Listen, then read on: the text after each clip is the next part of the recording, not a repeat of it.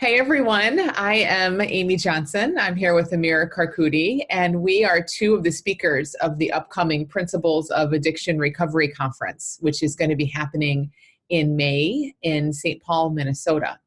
And Amir and I both work with people in addictions in different ways, and we've seen a lot about how this new paradigm helps with recovery and really far beyond just recovery. So we just want to share a little bit about what we've seen and tell you a little bit about the conference. So, hey, Amir. Hey, what's up? Thanks. That was, I wanted to say, you didn't botch my last name, which is very unusual. So thank you for that. I'm so excited. I think this is going to be such an incredible event. I wanted to share and love to hear perspective too on why this is going to be different. I think that's really important because there is a ton of conferences on mental health, substance abuse, and this is the first time we're doing this. So this is definitely going to be different because it's the first time. But one of the things for me that I've noticed, I've been at a recovery center for 4.5 years, is that people think that they have to suffer until they find joy. Like once I know a technique, once I learn this psychology this teacher is going to teach me, or once I read another book, or once I go to another meeting, then I'll find joy. And right off the bat, one of the differences I see with what we share and what we are trying to convey is that you can find joy now as you are discovering what's going on with you, what's happening with you in your life, and the changes that will gradually be made anyways, but you don't have to wait for joy to have those happen. I don't know if that makes sense, but that's one of the things that I've noticed that's different with what we share. I love that. I think it really kind of reflects sort of a bigger understanding or misunderstanding around all of this, which I think I've seen in a lot of other kind of ways of getting help, whether it's around addiction or anything really. There's this mentality that is like you're broken until you're fixed. You're suffering until you find joy, like that whole either or Right. thing. And even that, and it's innocent. It's like, it makes sense from a certain way of thinking about it. But it's like, oh, we're moving on this journey. We have this goal of being sober or having this many days or all of that. And of course, we want to be healthy and happy and all of that as well. But that's what I hear in what you're saying, and what's kind of reminding me of this too, is that I think this newer paradigm is so different in that way, because it isn't about getting you somewhere so much as just seeing like, no, right this minute, we have no idea what's available to us. And when we just start to look toward that right now in this minute, without all this other stuff needing to change, ironically, that's exactly how and when other stuff begins to change. It starts to look a lot different. Yeah, that's exactly what I've seen too. There's this quote that I really love, and it was Alan Watts. And I remember him saying that you're not obligated to be the person you were 5 minutes ago. And I wanted to upgrade that to you're not obligated to be the person you are one thought ago. Like that's really incredible.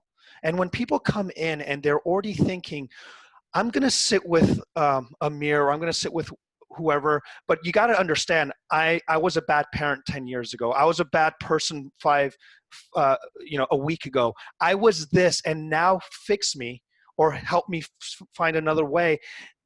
There's a fundamental misunderstanding, because as soon as you have a new thought, as soon as you see yourself in a new light, you are not who you thought you were 5 minutes ago, or not even a thought ago. But we don't look at it from that perspective. And again, this looks like it's sometimes it can seem like this is absolutely nuts. But I remember I'll never forget, there was a lady in my group, and she raised her hand and said, "This stuff sounds really cool on paper. I love the stuff you share, but we're addicts. How does this help addicts? Like this is, maybe if you stubbed your toe or something and but you're talking about people that have real problems." And before I was going to give my spiel, I actually was kind of lost. I'm like, well, how am I going to explain this? Someone else raised their hand and they said, can I try? And they said, look, I was so in my head about like life that I would take substances, right? Here's what's crazy. If I didn't take the substances, I wouldn't be able to go to work. because I was so in my head. That was the only way I could alleviate it. I've lost so many jobs. I lost my wife because of it. And he goes, do you know what's different now? I'm still in my head. That's not changed. I still get in my head. Here's the difference. I don't have to pull over anymore and figure out why I'm thinking that. I can drive to work with things in my head now. And he goes, that's what's revolutionary about this. In other words, this isn't a way to fix your thinking or change your thinking. It's that you're okay in spite of your thinking. That you can still kiss your wife if you're insecure about your marriage. You can kiss your daughter if you're insecure about parenting. You can do everything you can in spite of the thinking that we're in. That's revolutionary to me. Yeah, and I think that's why change feels so hard for people, because we aren't seeing it that way. We're seeing it as all of these old things about the past need to go away, get resolved, get fixed. And it's this big, long journey to get us to some other place. But if you aren't obligated to be who you were a thought ago, well, then it's not so hard, Yeah. Then it's like transformation and deep lasting change is right there. I mean, it's always happening, really. That's the really crazy part. And, and I see that in the people I work with a lot too. Just like you said, there's so much, and me too at times, there's so much like thinking about who we are and who we should be and what happened, that we don't realize we're kind of keeping ourselves in that. But when that thinking is just there, like you said, we don't need to be so tied to it all the time. We're always changing. Yeah. We're transforming every single second. So it's really not that much of a stretch to see that people can have, huge life changes in short periods of time sometimes, when we kind of look in this different place. Yeah, I always say like like the and it's been used for something else, but the Me Too movement of me too. Like when someone says I have anxiety, I go, well, me too. I have bad days. Yeah, me too. Well, what do you do about it, Amir? I have bad days. And like there's something about them like seeing that I'm no different. It's not like I've alleviated my stress, stressful thinking. I've alleviated having bad days. I've not alleviated it at all. I've just learned that that's just part of the human condition. And when you see it from that perspective, and you don't dwell on it constantly, it just starts to go away. It naturally, in other words, you have one less thing to do, which is manage your thinking, manage your marriage, manage your job, and it just gets exhausting. So now when you have one less thing to do, you have one more way to be available to life. And that's something that's transformative for people. When people are coming into my recovery center and they're going, I had crazy thinking today, but I went on a walk. Not I had crazy thinking today, so I sat at home and I had to figure it out. And I don't know why I'm like this, because I've done all these other modalities and I thought I was better than I thought I was going to be. And that's the part where we get stuck in our ways. And so this isn't what we're sharing in my opinion isn't a better way to live. It's to simply live. It's to simply live. It's so funny. It's like we think that the crazy thinking or the anxiety or insecurity or whatever is so painful. Like it in and of itself, it is so debilitating and painful that we need to add something to make it go away. But it's not. It's what you were just pointing to, I think, that we think it's painful and we think it's meaningful and we think we need to fix it and we think it's going to stick around until we fix it. That's what's painful. So it's so cool to see that too. Like, just like you're saying, like we just get to be fully human, but without all this heavy blanket of misunderstanding around it, that it means something and it's ours and all of that. Without that, we just feel what we feel are in life, like you're saying, and it's, I mean, as we're talking here, it's like we have this feel for how big the feeling of this can be, like the shift when somebody really starts to see this. And I don't know, for me anyway, every time I try to talk around it and put words around it, I just have this little voice in the back of my head that's like, yeah, but you're not even touching how awesome it can be to feel free in your experience. Like we kind of know what we're talking about, but I know people who are newer to this sometimes don't. But I think if if you can just even get a little sense, anybody listening to this, of like how much power there is, how much freedom there is in being able to, like, just letting yourself feel whatever you feel and knowing it's okay, knowing it's safe. Like you said, not having to add a bunch of new things and busy ourselves. Oh my gosh, like it becomes so obvious to see how that could clear up any addiction and anything else we suffer with or struggle with in life. Yeah. And my last time I was at the recovery center, a guy was sitting next to me. He broke down in tears and he said, I fight with my wife in this room more than when I'm with her. And she's not even in the room. And he goes, I wonder if that has any implications in our relationship. And I just let him sit with that, because that's what we do. We bring everything along with us, and we don't realize how detrimental that is. Mhm. We bring the job we lost 10 years ago to the job we got. We say I was divorced, and so I'm never going to be able to have another relationship. I wonder if that's implications in your next relationship. Like, we don't realize how much we do that. And here's the kicker: I still do it, but I just catch myself a lot more, and I don't beat myself up for having that kind of thinking. Yeah. Right? And it's